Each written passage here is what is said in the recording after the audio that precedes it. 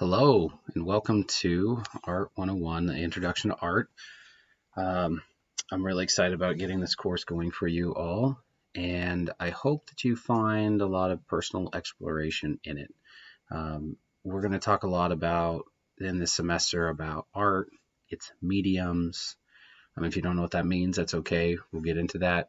We're going to talk about art history, but we're going to talk about, why artists create. What is art? Some of the bigger questions as well.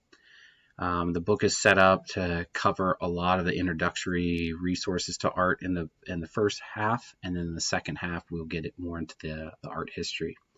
Now, what I've done in these lectures is prepare for you what I find to be the most important points in each chapter. You can use this to help you skim through your reading. I also save all of these slides in a PDF format that you'll see on your Moodle shell. So throughout the semester, you'll have multiple resources available to you in order to complete the quizzes and assignments and tests and things that I'm going to be giving you. But a lot of what I discuss in here we'll then be using to talk about in our discussion boards, and I'll also make a lot of references to movies and YouTube links, things that you do need to check out in order to really get all the details that I want you to from the works that I've selected. But let's just get into this. So, what is so important about art, right? Seems logical to ask in the very first chapter of a course like this.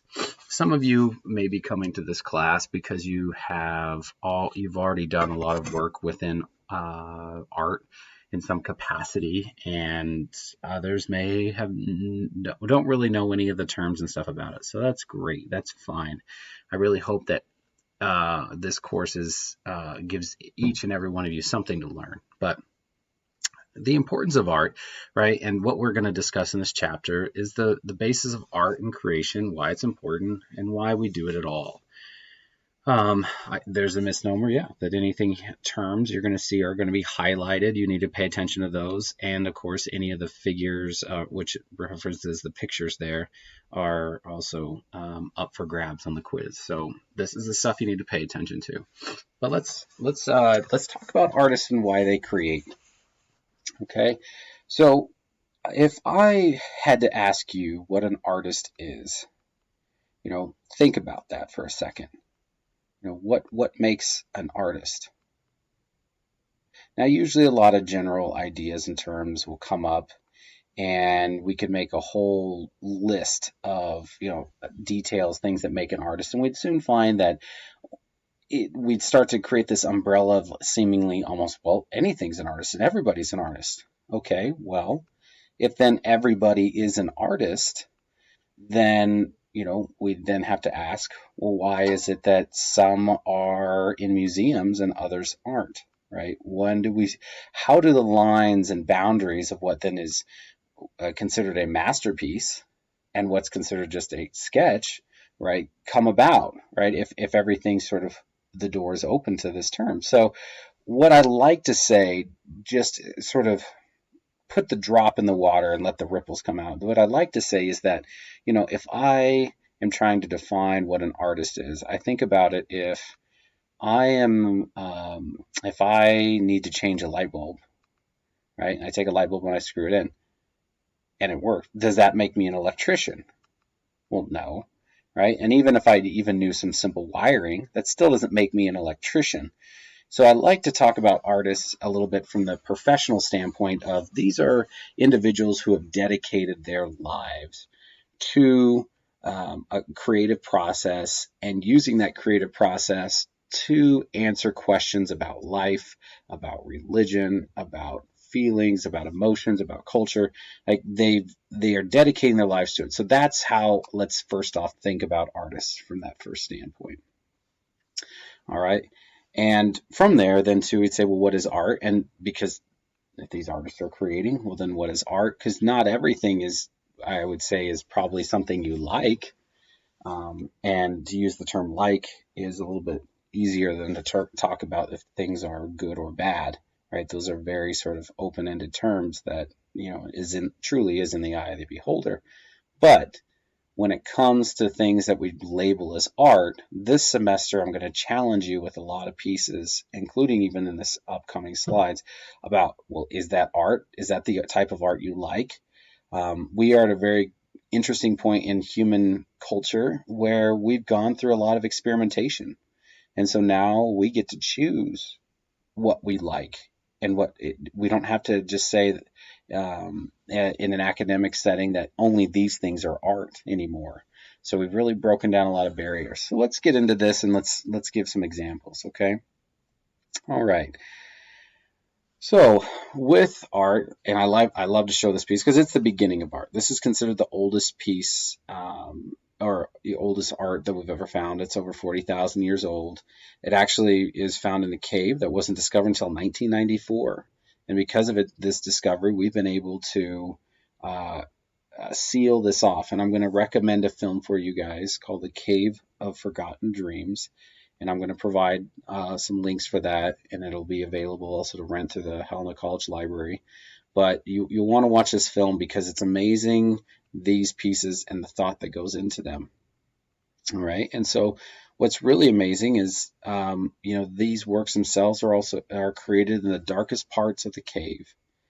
And so here we have, even since the dawn of man being able to wield and walk around, we've been making marks, right? So what do all these marks mean, right? They are a way of recording our daily lives. They are a way of giving tangible to the intangible. And when we think about the way that these had to be created, there must have been a major purpose for them, because when you think about the amount of time it would take to do this, especially at a time when you're more interested in probably what's going to be for dinner and making sure that you yourself aren't some things dinner, right? So art must be pretty important even when you're at your basic human needs, right? It must be pretty important to go in and make these marks, which in these caves they found had generations of marks over 5 to 8,000 years. People were visiting these caves, not living in them, visiting them for the specific use of drawing on the walls and leaving this record. So watch the film and you'll definitely be more informed about what's going on. But the questions that I ask, we've already started to discuss, as far as who is an artist and is everyone an artist? Well, in this case, we had some artists, and we even have the very first sort of signatures on these pieces. So we already know that there's somebody, or there's somebody in this situation, just like the situations we have now, where they want to be known. So it's very interesting. All right. So, why do artists create, right? We all have the ability and desire to create. It's what makes us humans and separates us from any other species on the planet. Now, I say this, and usually somebody said, well, I've seen some videos where an elephant has painted, or I've seen where, a monkey has taken, and sort of crafted a stick to then stick down into an ant pile. When we talk about creation, what we're talking about is this why, this purpose. Okay. And when we add a purpose beyond the functional is when we really start to think about maybe even the more importance of art, because it would make sense to let's say make a vessel because we needed to hold water, but it doesn't make a whole lot of sense to make that vessel and then make it highly decorative, right? Because if we're just thinking about survival, if we're back to those basic survival instincts, why does it need a bunch of marks on the outside of it, right? Besides maybe marking, this cup is John's, right? But besides that, right, we see still in society that we spend all this time making marks on things and for the sake of not function whatsoever. So we have to look at why artists create. This piece is a violin, and it's the Vietnam Memorial. The YouTube link there directs you to what's called Smart History, and you'll see a lot of these links throughout the semester. And if you go to this link, you're going to get a lot more information about this piece specifically, and also probably the controversy it sparked. Right? We think of a war memorial being something that's supposed to be dedicated and honored. But when it was made, there was huge outrage about this piece. When it was the one that was selected to be created, because of this idea that it's a black scar on the landscape of the nation. And so those who fought during the war found that it was still being derogatory of them. So if any of you have gone and seen this piece, it is sort of highly beautiful, and it is a quiet place.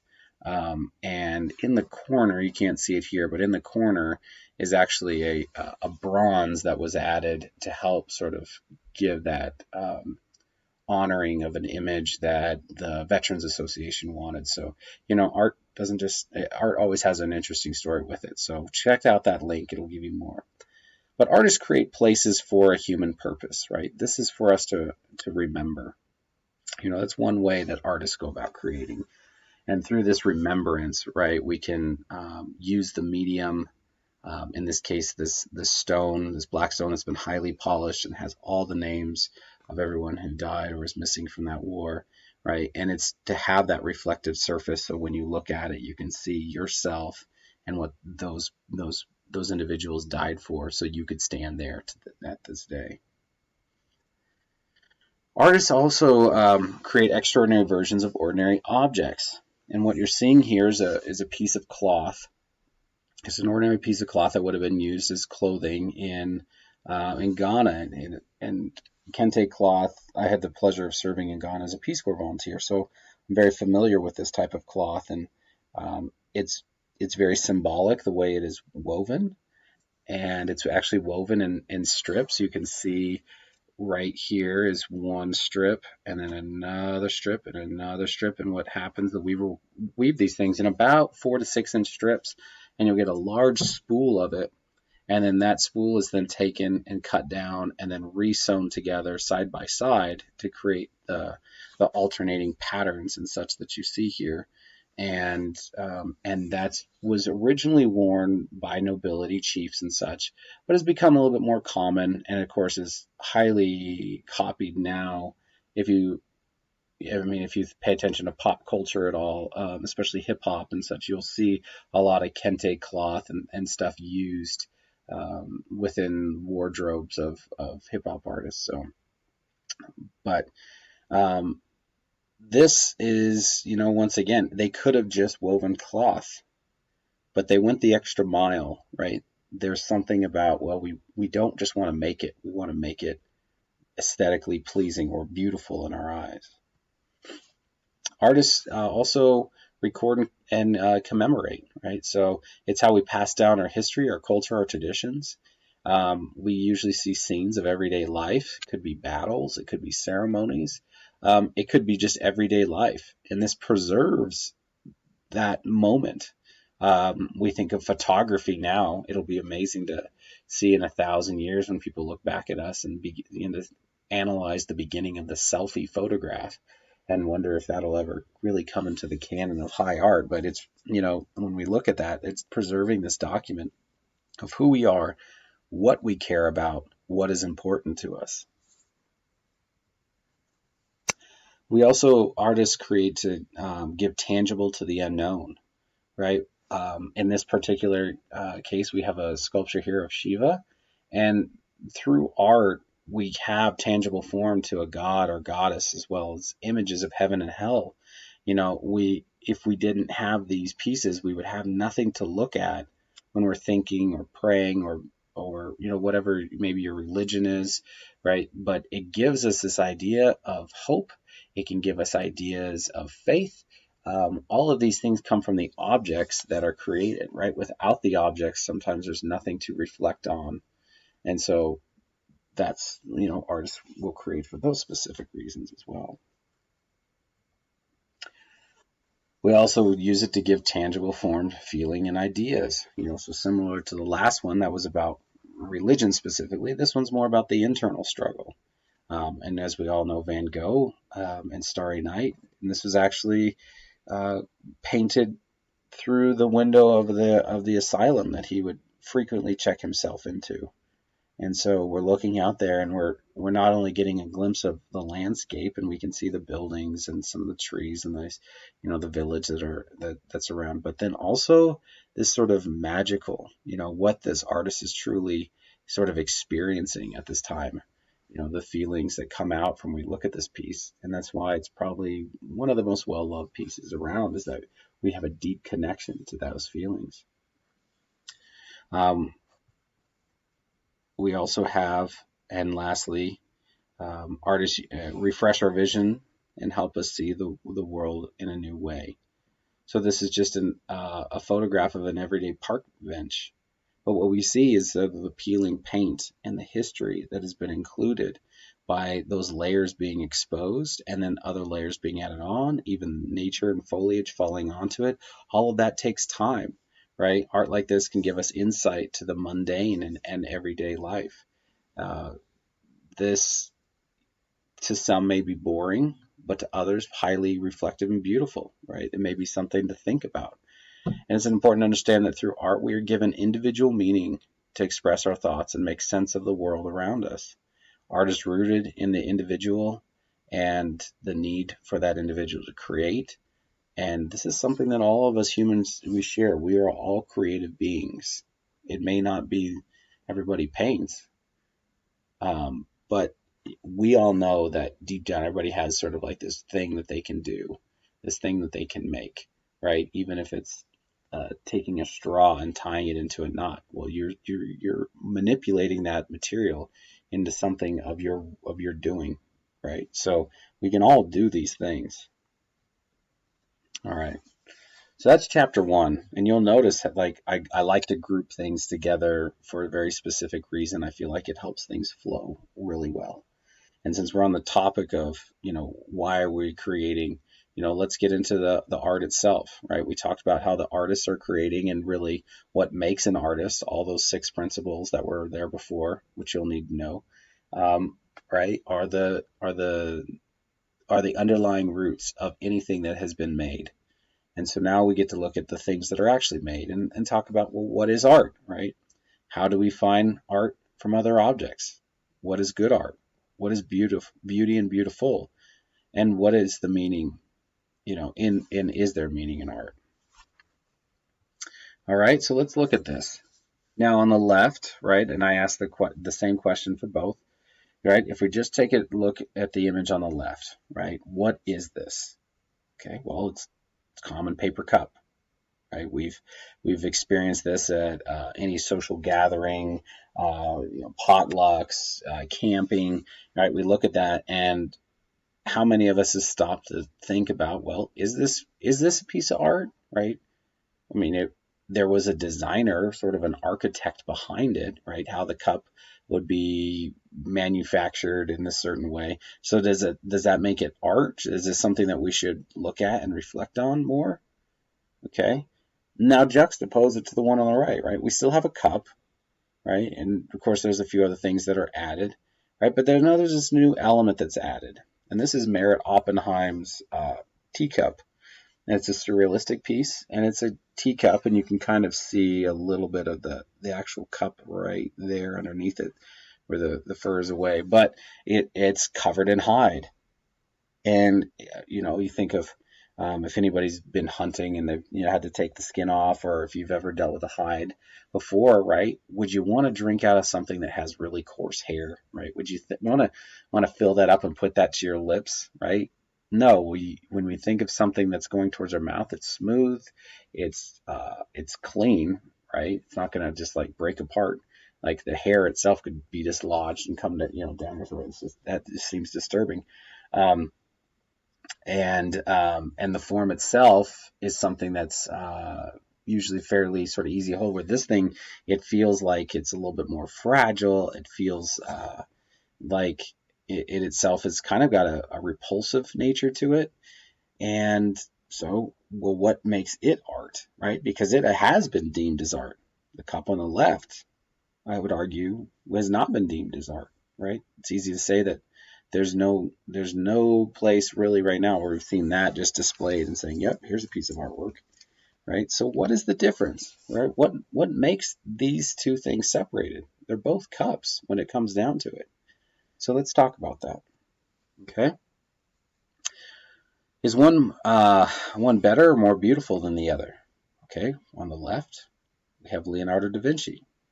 A lot of people may not like this piece from personal feelings because they've seen it so much. Others may love it.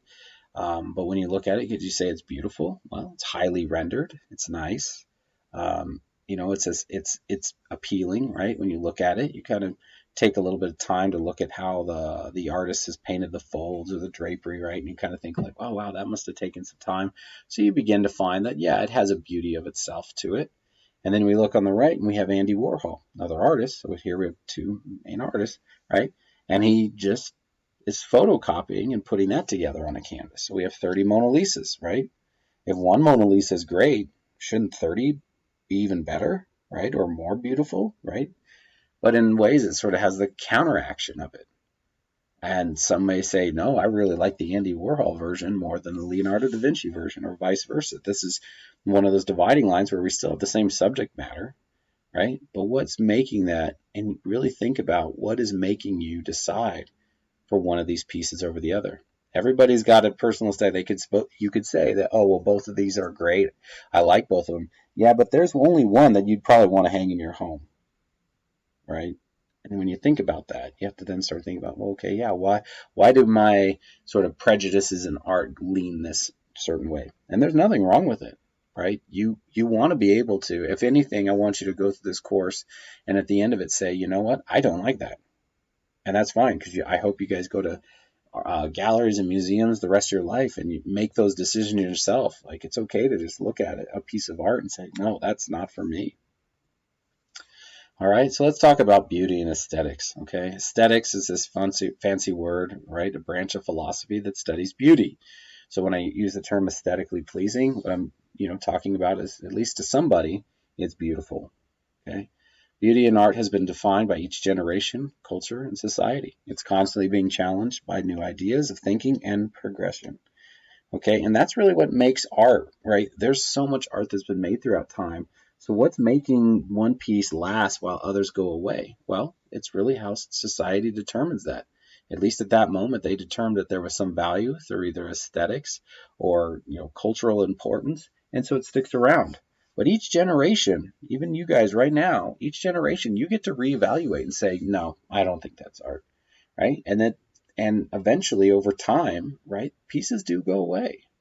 Pieces end up in the back of museums that are never shown because they just they don't hold importance to us anymore. So now they may resurface, and there's plenty of examples of that. But right now, like if we go back to Van Gogh at his time he only ever sold one piece, right? But then over time, we now love him, right? So I mean, art's a funny thing. It doesn't necessarily maybe speak for just one particular time.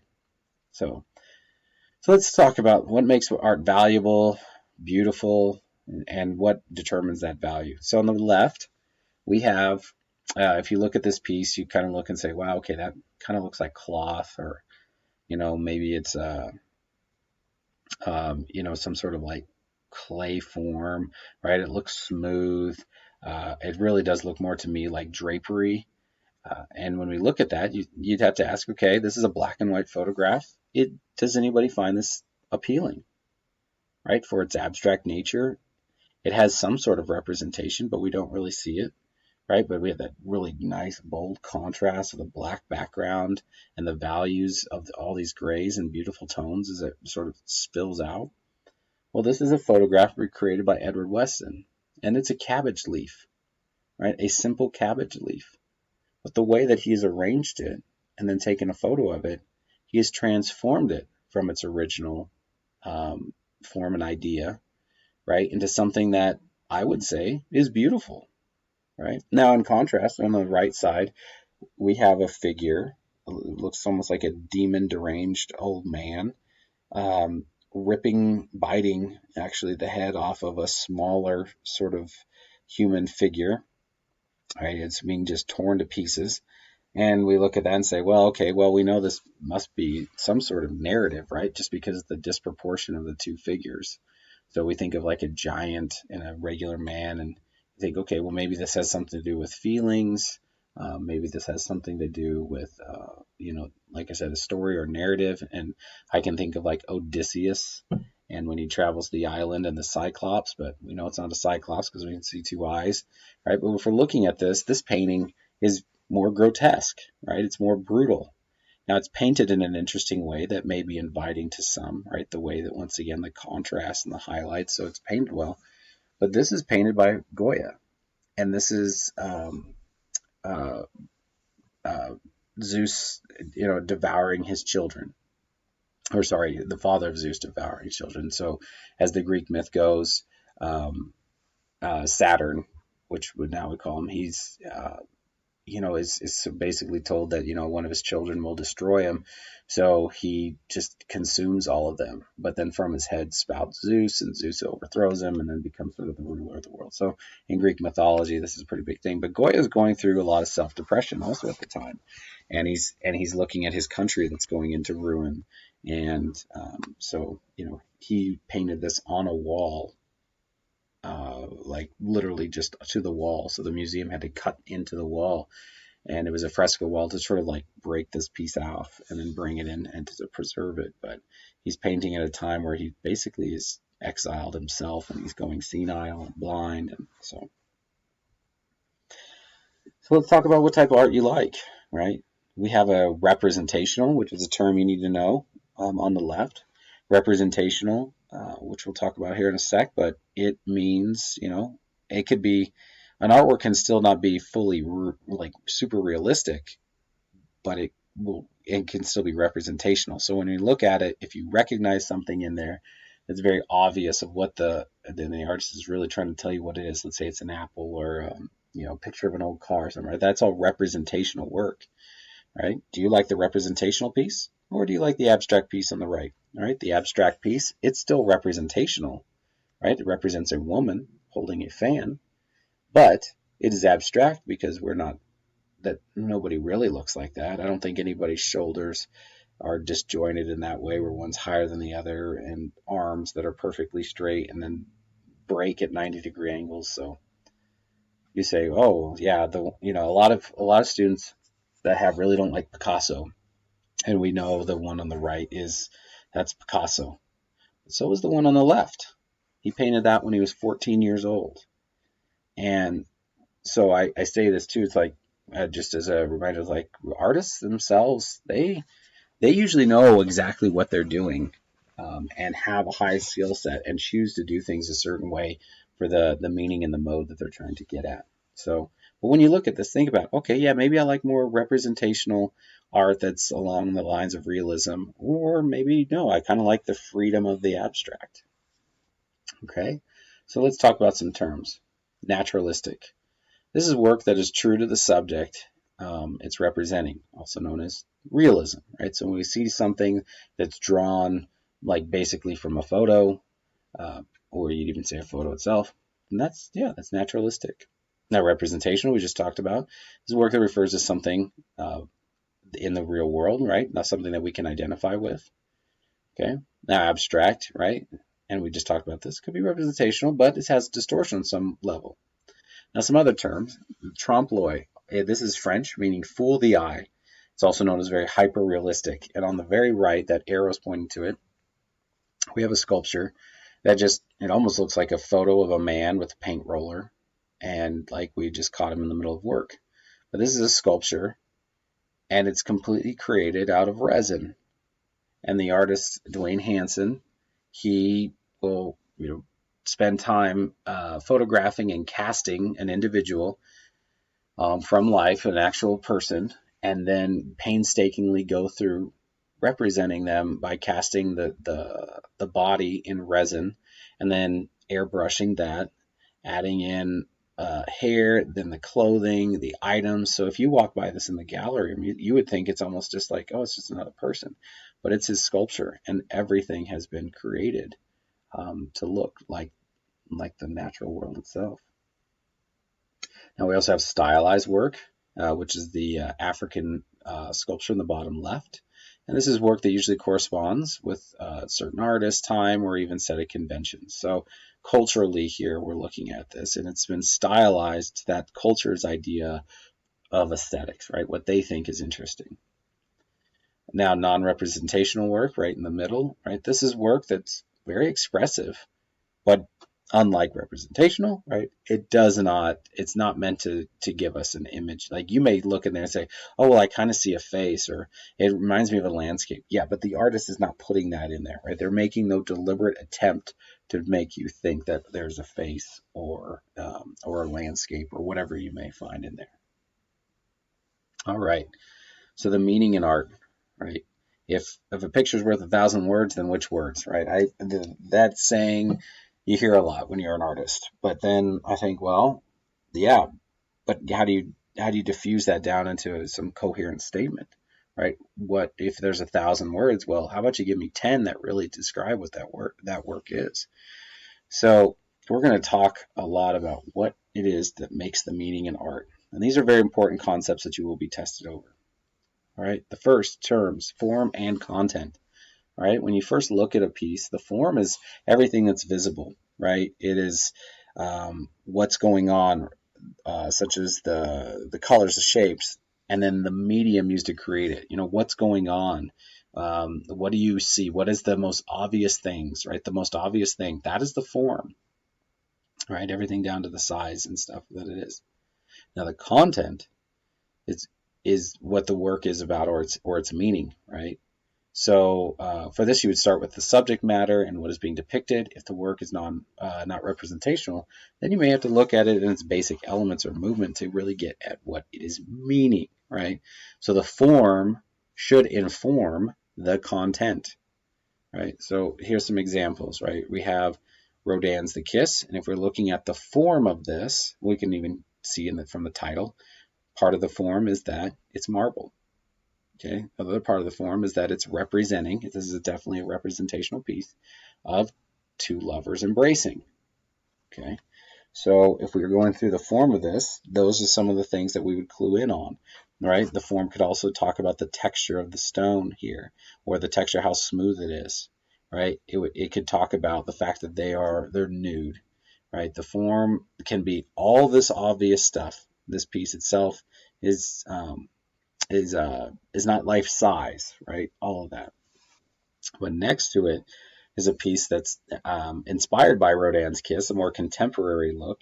And that if we looked at what is its form, well, the first idea would be that it's lard and chocolate. So we have lard back here and we have chocolate here. And what the artist did was chew on it. So we actually see teeth marks in this, which are kind of reminiscent of the same sort of chewing away of this block that Rodin did with a chisel, except that she would, as a demonstration piece, chew on it with her mouth and spit all of the material from the chocolate into a bowl. And then go over and do the same with the lard and chew on it and spit that into a bowl. Now, the second part of this piece, and I would highly recommend looking it up because it's very interesting, is then that would be melted down.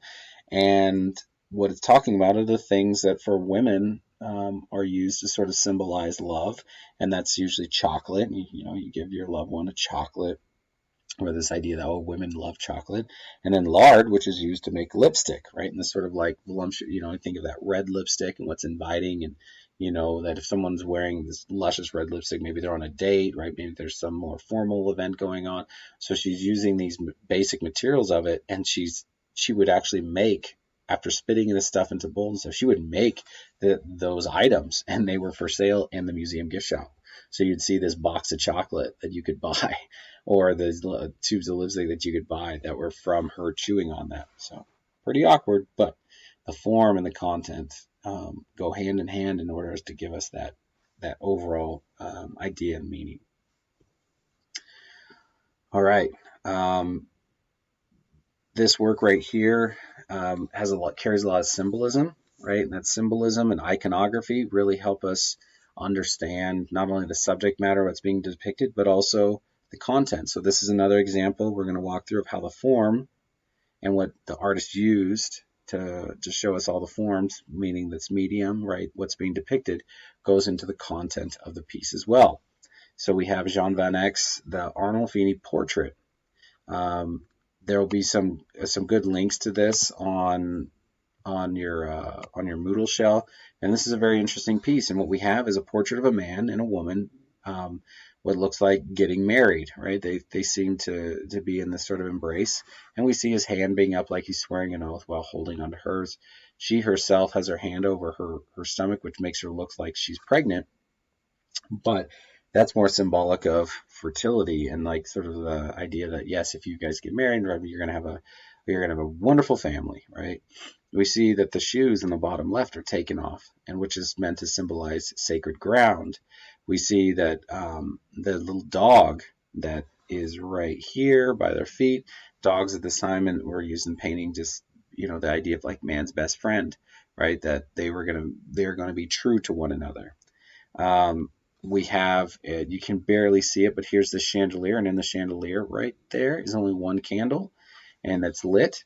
And the artist used this as a symbol of the presence of God, this sort of like all-seeing eye. This piece is actually really sort of always debated, but one of them is that this stands in for a marriage certificate, that the painting was created to say that these two people are betrothed. There's a lot of other interpretations of it, but a lot of the common is that it's a marriage certificate. And on the picture on the right, we even have a little bit more proof of that, which is says that Jean Van Eyck was here. And what we see, which this little guy right here, blown up over here, and this will show you how good the details were, is if you zoom in, you see a reverse portrait of that. We see the same bride and groom standing here, and then the artist, and then the priest giving the sermon back here, and these are the witnesses. Say, I was here, I witnessed this, and they are married. So that's usually the more common belief of it. But all of these symbols that the artist has put into the piece go into the idea that the meaning of this is yes, it's about marriage, but it's also the proof of it, proof of marriage certificate. So. Now, context. Context is a word that gets taken out of context. I always like to say art does not happen in a vacuum, right? It's not art just all of a sudden spontaneously happens. No, it is responding to the culture that is around it. Okay, and so if it's responding to the culture around it, then it's created usually for a purpose. The context is sort of the lens that you would be, like if context was a camera, right, and you could change the lens, right, the lens at which you're viewing whatever's coming through that camera. So that lens could be religious, it could be personal, it could be social, it could be historical, right? So depending on how you are analyzing the work, right, if you're analyzing this piece in Ghana, this linguist staff head, you could analyze it through a historical context, right? It's made out of gold and wood, right? So historically, what does that then mean for Ghana? If you Ghana is one of the biggest producers of gold, or mines of gold in the world. So we have that. You may look at it as a social or personal, right? We see the photo here of all of them using it. So you could analyze this through several different means of context. And those are what I've highlighted there are the ones you need to know of what context you can look at a work in. Okay, so context is not a term, or is a term that gets used pretty liberally, but here we're using it as a very specific way of looking at art, and those are the ways that we look at it. So when I have you write a paper and I ask you what is the content of the work, right, you can choose one of those and say, well, using a religious context, this work could mean blah, blah, blah, blah, blah, blah, blah, blah. All right. Art and objects. Okay, as we get closer to the end of this chapter, right, we look at sometimes the art is the process and not the product itself. Okay, sometimes we don't have much that's left. And so I want to give some examples of that, and the process itself is the art. Here with Navajo sand painting, right? The process of this is that it's very sacred. is that if somebody was having a difficulty in life or needed some healing guidance, they would go to the shaman. So we're seeing the shaman here, and we have all these different colors of sand, and the shaman would consult with the spirits while the person is there, and then make this drawing in the sand that the viewer is supposed to look at, be interpreted, and then all this would be wiped away. In fact, the reason why we have this photo now is that it has been altered in a very specific way, so that way the spirit world cannot attack all of us who are viewing it. It's a very specific belief in Navajo culture. So if you ever travel in the Southwest and you see sand paintings for sale in the gift shop, just know that there's something wrong with them, whether it's a line that's out of place or maybe that's not supposed to have a face, but they themselves don't have any spiritual power. But this would be a scenario of being done for a spiritual purpose, right? And it's the process. In the end, the art, the display is wiped away. Performance pieces is also another way, and we have Joseph Beuys, and I put the YouTube link there if you actually want to watch um, him create this. He's a very interesting guy. He was a German soldier in World War II that was shot down uh, near in the Black Sea. He survived by the help of just some a kinder old couple, and they wrapped him in fat and felt, like lard and felt, over his body to help him warm up, and after that he kind of went into sort of this new phase of his life where he was going to be not necessarily he is an artist, but what he would do is he thought himself more sort of a shaman and talking about not only the healing power of art, but like how art um, can influence us in positive ways. So what we have here is his face is covered in honey with gold leaf, and he would walk around this art gallery talking to this dead hare. Now, all of that, right, is very hard to just come off and understand. But um, he did this because it was sort of a reminder to people about the human and spiritual values in our materialistic society. That's what his art was about. So he wasn't really out to create more stuff. He was out to remind us about what really is meaningful in this entire art making than just the object that's left. So, all right. And lastly, the last slide here is a type of work we call installation.